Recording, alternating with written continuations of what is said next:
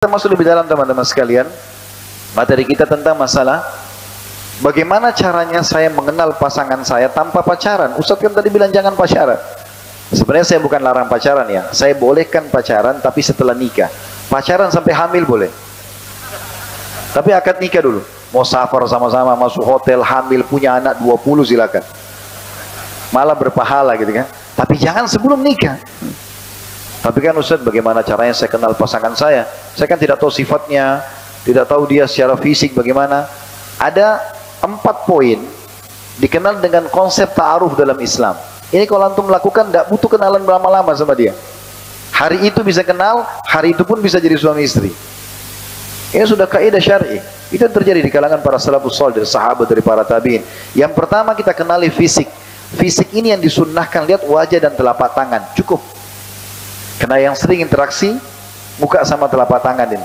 Sebagian ulama mengatakan wajah ini adalah simbol dari kepala sampai ke perut, telapak tangan ini kemaluan sampai ke kaki. Itu sudah cukup. Kata Nabi SAW, melihatlah sesuatu yang menarik dari calon pasanganmu. Ya. Ini sunnah Nabi. Jadi kita lihat wajah dan telapak tangan. Dan boleh nadar syar'i, datang ke rumahnya, ada mahramnya, dia duduk dan kita boleh ngobrol sama dia. Tanya, kalau jadi istri maunya seperti apa, bagaimana kalau ada anak-anak, gitu kan? Ditanya, tapi depan mahramnya. Nadar syar'i dibolehkan. Bahkan sunnah Nabi SAW melihat ini, nadar. Yang kedua, setelah melihat, ya, tapi ini saya sarankan jangan cuma lihat foto ya, karena foto bisa diedit-edit sekarang. Begitu kita lihat fotonya, putihnya luar biasa, begitu masuk hitamnya luar biasa. Gitu. Jadi ketemu, lihat langsung, sunnah Nabi itu lihat fisik ya. Yang kedua, kenali keluarganya. Nah ini untuk mengenal poin penting, kata ulama, keluarga dari ayah, kayak ayah saya sama ayah istri saya, itu akan menurunkan nanti ke keturunan kita fisik. Warna kulit, rambut, fisik itu akan turun dari keluarga ayah saya dan keluarga ayah istri saya. Makanya kalau kita lihat keluarga ayahnya saja. Oh keluarga ayahnya, misalnya putih-putih, oh berarti anak kita nanti akan begitu. Makanya pernah ada sahabat, dia putih, istrinya putih, yang keluar hitam. Ya Rasulullah, lapor. Gimana nih ceritanya nih? Ini jadi tanda tanya, putih-putih keluar hitam. Kebetulan sahabat ini punya peternakan unta. Kata Nabi SAW, kau punya unta nggak? Ada ya Rasulullah. Warna apa untamu? Coklat muda. Yang jantan sama betina. Ada anaknya nggak? Ada. Apakah anaknya sama warnanya sama ibu induknya? Ayah sama ibunya? Dia bilang tidak ya Rasulullah. Ada warna hitam, ada warna coklat muda, ada coklat tua. Kata Nabi SAW, kenapa? Kenapa anaknya nggak sama dengan induknya atau ayah ibunya? Kata dia, mungkin dari jalur keturunannya. Kata Nabi SAW, anakmu juga begitu. Pernah lihat nggak? Suami istri tapi anaknya beda sendiri. Itu karena ini dari kakek-kakeknya dulu. Ada keturunan begitu, gitu kan? Kalau dari keluarga ibu saya sama ibu istri itu karakter, sifat secara umum. Jadi kita lihat sifat umumnya keluarga. Kalau ada satu dua orang yang tidak baik, itu bukan jadi tolok ukur. Sifat umumnya keluarga. Berarti antum sudah bisa kenal sifatnya dia dan nanti keturunan kita. Sederhana, hari itu juga sudah bisa. Yang ketiga, kenali lingkungannya. Kita boleh bertanya, maaf saya mau tanya, kalau weekend biasanya kemana? Oh saya biasa ke diskotik, saya ke bar. Atau saya biasa kalau weekend saya ke masjid dekat rumah, saya ada ibu yang tua, saya berbakti. Antum sudah ambil kesimpulan. Ini lingkungannya orang seperti apa? Dia kerja di mana? Ya, dia bergabung sama siapa? Itu kita cari secara umum. Dan itu bisa kita bertanya. Yang terakhir, yang keempat, istikharah. Sholat 2 rakaat saja. Istikharah jalan pintasnya doa. Gitu kan? Ada seorang jemaah kami kemarin haji. Saya minta dia nikah, subhanallah. Saya lobby dia sebelum duhur, habis asar sudah menikah. Ya, sama-sama jemaah haji. Saya habis duhur bicara sama dia, sudah nikah? Belum. Ada si fulan itu mau menikahkan anaknya, mau nggak? Wah Ustaz, baik. Dia langsung mau. Tanya keluarga perempuannya, mau.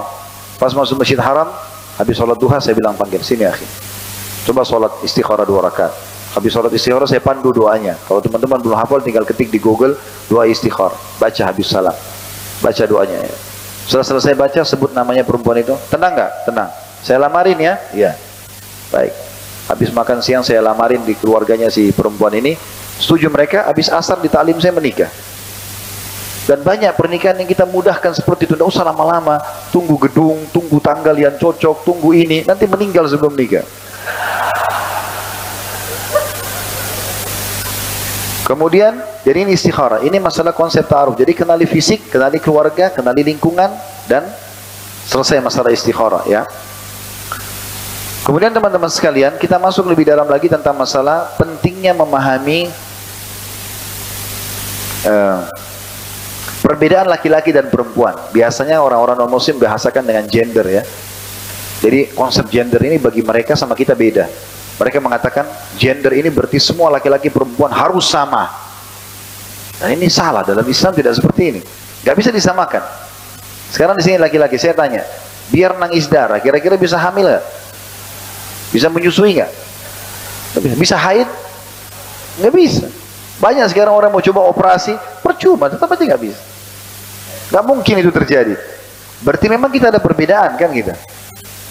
Secara hukum syar'i juga ada perbedaan. Perempuan ada masa siklus haid setiap bulan. Normalnya antara 3 sampai 6 sampai 7 hari kan. Anggaplah seminggu normalnya siklus haid itu. Sudah tahu belum hukumnya dalam Islam kalau wanita haid tidak boleh sholat? Hah? Sudah tahu ya? Baik, laki-laki perempuan kalau lagi haid tidak boleh sholat. Berarti kalau kita hitung umur seorang laki-laki 60 tahun, anggaplah ini selain umur balik ya. Misal umur dia 75 tahun, 15 tahun itu sebelum balik. 60 tahun full setelah balik sampai dia sekarang, itu dia beribadah, dia sholat. Ada perempuan juga sama, 60 tahun dia ibadah. Lewat terlepas daripada masa haidnya 15 tahun sebelum itu misalnya. Maka kalau kita pertemukan jumlah sholatnya, siapa lebih banyak? Laki-laki, karena ini ada siklus haid. Berarti dari seperempat, 1 bulan kan 4 minggu. 1 minggunya habis tidak sholat. Berarti dari 60 tahun itu ada 15 tahun mereka nggak sholat. Sama nggak? Beda kan? Beda, berarti harus difahami konsep gender dalam Islam itu memang ada perbedaan di antara kita, tidak bisa dipaksakan. Cuman Islam datang mengatur itu dengan benar. Allah SWT bebankan sesuatu beban yang masing-masing akan nanti mendapatkan pahala yang seimbang. Jadi nggak boleh dipaksakan. Akhirnya kita paksakanlah perempuan kita harus bentrok sama laki-laki di jalan-jalan, di tempat-tempat kerja, di pasar-pasar, terus harus semuanya sama. Akhirnya lahirlah orang-orang yang perempuan merasa, oh kenapa dia laki-laki bicara, saya harus seperti dia. Terjadi sampai pada tingkat seperti sekarang, operasi kelamin dan seterusnya. Gitu kan. Karena ini melampaui batas normal ya, gender. Baik, ada sebuah riwayat menarik, riwayat Al-Hakim dengan sanad sahih. Ada pernah seorang perempuan datang pada baginda Nabi SAW. Ini sebenarnya dalam tulisan saya cukup panjang ya, tapi saya ringkaskan ke riwayat ini saja. Kita melihat waktu juga. Ada seorang wanita datang kepada Nabi SAW di masjid, lalu beliau berkata, ya Rasulullah, aku ini utusan semua wanita di Madinah. Semua wanita di Madinah aku utusannya. Maka aku ingin bertanya, boleh nggak? Kata Nabi SAW, silahkan. Lalu dia mengatakan, kalian kaum laki-laki, yang pertama ini, syubhatnya si perempuan ini, kalian kaum laki-laki, sholat berjamaah di masjid. Kita tahu yang wajib sholat di masjid, kalau pendapat jumhur adalah laki-laki, kan gitu. Perempuan sholatnya di rumah. Bahkan kata Nabi SAW, kalau wanita sholat di dalam ruang tamunya lebih baik daripada luar rumahnya, walaupun masjid. Sholat di dalam kamarnya lebih afdal daripada ruang tamunya. Makin tertutup, makin bagus. Laki-laki makin terbuka, makin bagus, kan gitu. Jadi ini sudah berbeda. Kalian kaum laki-laki sholat berjamaah di masjid. Teman-teman di sini yang masih malas ke masjid, perhatikan hadisnya. Apa kata Nabi SAW bagi laki-laki? Kemudian juga kata Nabi SAW, setiap orang melangkah ke masjid, 1 langkah mengangkat derajatnya, 1 langkah mengampuni dosanya. Kenapa nggak ke masjid? Gitu kan? Tapi perempuan ini berkata, kalian laki-laki sholat berjamaah di masjid. Maksudnya seakan-akan beliau bilang, kami nggak sholat, nggak wajib nih.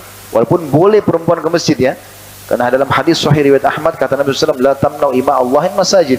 Yang kalian tahan para hamba wanita Allah untuk sholat di masjid gitu ya. Tapi laki-laki cenderung disuruh. Yang kedua, kalian mencari nafkah buat kami. Perempuan tidak ada kewajiban cari nafkah, sunnah saja. Tapi kalau wajib laki-laki. Bahkan kata Nabi SAW dalam hadis riwayat Muslim, kafa lil mar'i ithman ayyudayyi'a man yaqutu. Cukup berat siksaan bagi seorang laki-laki membengkalikan kewajiban nafkahnya. Jadi dosa besar, bagi perempuan tidak. Teman-teman sudah tahu kenapa kita laki-laki dapat 2 bagian warisan, perempuan 1. Apa sebabnya? Allah bilang lidzakari mithlu hadzil unthayain, laki-laki dapat 2 bagian dari perempuan. Karena perempuan dalam setiap keadaannya aman.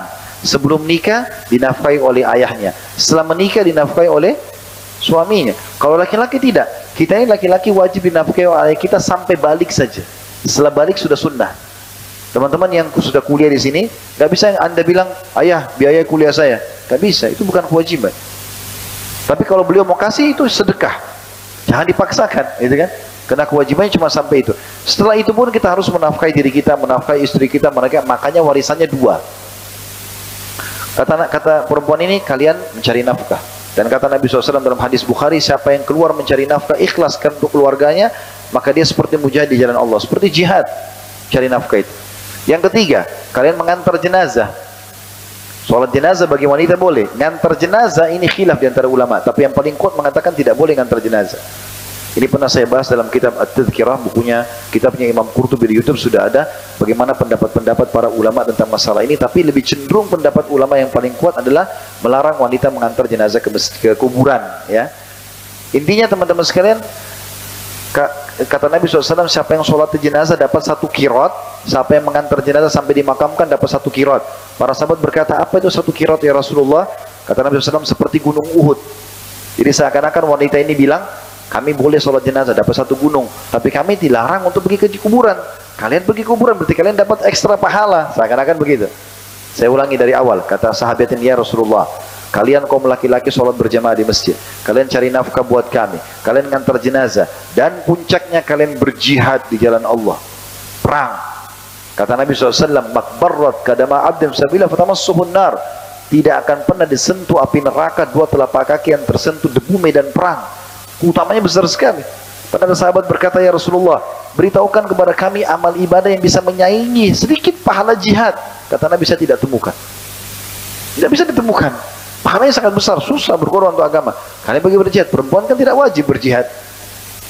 Maka 4 hal ini jadi pertanyaan dia. Lalu dia mengatakan, dan kami kaum wanita mengurus rumah kalian, mengurus anak-anak kalian, cuci baju, bersihin rumah, masak, urus anak kalian, dan menjadi tempat syahwat kalian. Kalian mau gauli kami, tinggal gauli saja. Pertanyaan saya Rasulullah, apakah pahala kami sama pahala kalian sama? Ini yang penting nih. Beda tugas, ya. Ini konsep gender yang benar sebenarnya, gitu kan? Beda tugas, tapi nanti balasannya sama nggak? Maka Nabi SAW balik kepada para sahabat laki-laki lalu berkata, ada nggak pertanyaan dalam Islam yang lebih penting daripada ini? Maka sahabat terdiam. Lalu Nabi SAW menghadap ke wanita itu sambil mengatakan, pulanglah, sampaikan kepada seluruh wanita yang kau temui kalau pahala kalian sama. Berarti memang ada perbedaan, ya tidak? Tetapi masing-masing Allah berikan balasan sesuai dengan itu. Allah berikan balasan yang tinggi. Jadi jangan dipaksakan ini. Ya. Baik, lebih dalam kita bahas.